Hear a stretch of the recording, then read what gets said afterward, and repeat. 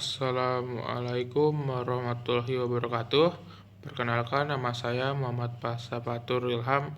Pada kesempatan kali ini saya akan mempresentasikan studi kasus yang berjudul Smart Greenhouse Horticultura Inovasi Teknologi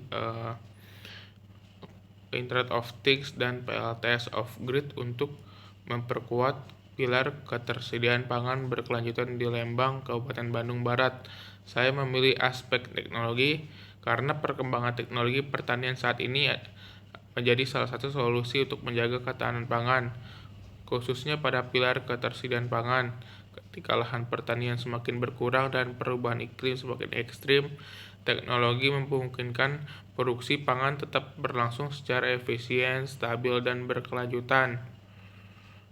Oke, selanjutnya, Lembang merupakan salah satu sentra hortikultura terbesar di Jawa Barat yang memasok berbagai komoditas seperti selada, tomat, cabai, paprika, dan sayuran lainnya ke wilayah Bandung, Jabodetabek, bahkan daerah lain.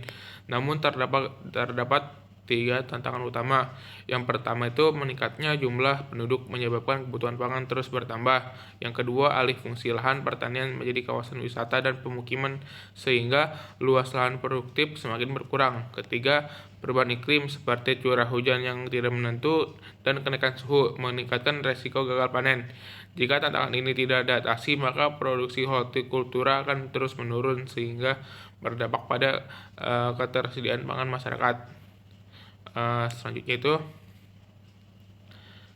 data pada slide menunjukkan data pada latar belakang itu menunjukkan bahwa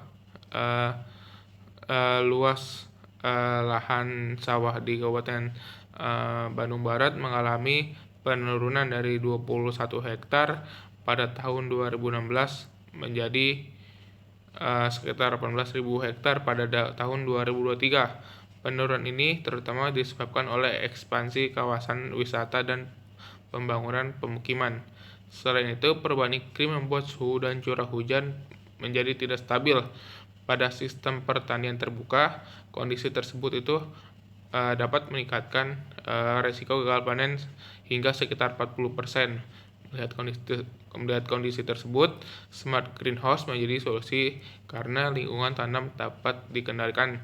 Suhu, kelembapan, cahaya, hingga nutrisi tanaman dapat diatur sesuai kebutuhan sehingga tanaman tetap tumbuh optimal meskipun kondisi cuaca di luar tidak mendukung. Artinya itu, produktivitas itu tidak lagi bergantung sepenuhnya pada musim. Selanjutnya itu, berdasarkan pada data BPS Kabupaten Bandung Barat tahun 2024, produksi gabah kering giling mencapai sekitar 292.000 ton. Setelah dikonversi menjadi beras, produksinya itu sekitar 187.000 ton, sedangkan kebutuhan konsumsi masyarakat sekitar 155.000 ton. Dengan demikian, Kabupaten Bandung Barat masih memiliki surplus sekitar 32.000 ton. Namun ketahanan pangan tidak hanya berbicara soal beras ya. Komoditas seperti hortikultura seperti cabai, tomat, sayuran, kebutuhan sehari-hari masyarakat yang juga harus tersedia secara berkelanjutan. Karena itu, smart greenhouse itu menjadi penting untuk menjaga keberlanjutan produksi hortikultura sepanjang tahun sehingga pasokan pangannya tetap stabil. Selanjutnya itu, jadi teknologi smart greenhouse itu terdiri dari 3 komponen utama. Komponen utama itu adalah sensor monitoring berbasis Internet of Things. Sensor itu digunakan untuk mengukur suhu udara, kelembapan, intensitas cahaya, pH air, hingga konsentrasi nutrisi tanaman secara real time. Komponen kedua itu adalah PLTS of Grid, yaitu sistem tenaga surya mandiri yang menyediakan energi listrik bagi pompa air, sensor, dan perangkat otomatis tanpa bergantung pada PLN. Hal ini membuat operasional greenhouse itu lebih hemat energi dan ramah lingkungan. Komponen 3 itu adalah otomasi dan aquaponik. Sistem akan mengatur penyiraman, ventilasi, pemberian nutrisi, dan perlindungan tanaman secara otomatis berdasarkan data dari sensor. Dengan sistem ini, penggunaan air dapat jauh lebih efisien dibandingkan metode konvensional. Selanjutnya itu, cara kerja smart greenhouse itu dimulai dari sensor yang membaca kondisi lingkungan setiap saat. Selanjutnya itu, data dikirim melalui jaringan Internet of Things melalui cloud untuk dianalisis. Apabila sistem mendeteksi suhu terlalu tinggi, maka kipas atau ventilasi akan menyala. Jika kelembapan tanah berkurang, maka pompa akan menyala dan atau aktif.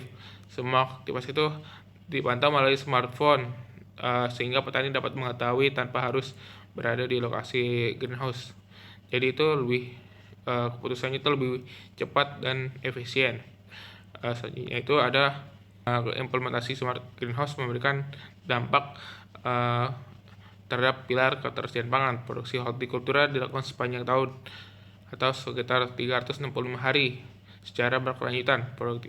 Produktivitas tanaman juga dapat meningkat hingga sekitar 3 kali lipat per meter persegi dibandingkan metode konvensional. Selain meningkatkan hasil panen, teknologi ini juga mengurangi risiko gagal panen, menjaga kualitas hasil produksi, dan memastikan pasokan sayuran tetap tersedia bagi masyarakat sepanjang musim. Jadi smart greenhouse itu meningkatkan kuantitas sekaligus keberlanjutan juga dalam ketersediaan pangan. Oke, selanjutnya itu ada jadi keberhasilan smart greenhouse itu tidak hanya bergantung pada teknologi, tapi juga kolaborasi berbagai pihak ya. Pemerintah itu melalui kebijakan, pendanaan, dan penyuluhan. Perguruan tinggi itu mengembangkan penelitian serta inovasi teknologi. Lalu sektor swasta itu memberikan investasi dan dukungan bisnis. Sementara kelompok tani itu menjadi pelaksana utama dalam mengoperasikan teknologi tersebut. Jadi kolaborasi inilah yang menjadi dasar pengembangan pertanian modern yang berkelanjutan. Oke, selanjutnya itu. Jadi di beberapa implementasi nyata itu telah dilakukan di kawasan Lembang ya. Yang pertama itu adalah P4S Lembang Agri menetapkan monitoring greenhouse berbasis Internet of Things untuk mengoptimalkan kondisi tanaman. Yang kedua itu ada di tempat Wijaya Farm yang menggunakan PLTS off grid hingga kebutuhan energi dipenuhi dari energi surya atau matahari. Ketiga itu ada BUMDes Kayambon bersama kelompok wanita tani mengembangkan sistem aquaponik sebagai bentuk pemberdayaan masyarakat dan meningkatkan ketahanan pangan lokal. Jadi ketiga contoh itu membuktikan bahwa teknologi smart greenhouse itu dapat diterapkan secara nyata dan memberi manfaat secara langsung. Selanjutnya itu ada walaupun memberi manfaat, smart greenhouse juga masih ada tantangannya. Yang pertama itu adalah biaya investasi yang cukup tinggi. Yang kedua itu kemampuan digital sebagian petani masih terbatas. Selanjutnya itu ada perangkat Internet of Things memerlukan pemeliharaan secara berkala. Oleh karena itu diperlukan dukungan pembiayaan seperti KWR pertanian, pelatihan bagi petani, serta standarisasi perangkat agar biaya perawatan itu lebih murah dan mudah dilakukan. Oke, selanjutnya ada kesimpulannya. Oke, sebagai penutup, dapat disimpulkan bahwa smart greenhouse itu merupakan inovasi teknologi yang mampu memperkuat pilar ketersediaan pangan melalui peningkatan produktivitas, efisiensi penggunaan sumber daya, serta keberlanjutan produksi hortikultura. Integrasi Internet of Things, PLTS off grid, sistem otomasi menjadikan pertanian lebih modern, hemat energi, hemat air, dan tidak tergantung pada cuaca. Namun keberhasilan implementasinya tetap membutuhkan sinergi antar pemerintah, perguruan tinggi, sektor swasta, dan masyarakat agar teknologi ini dapat diterapkan secara lebih luas dan mendukung ketahanan pangan nasional. Oke, sekian dari saya. Terima kasih. Wassalamualaikum warahmatullahi wabarakatuh.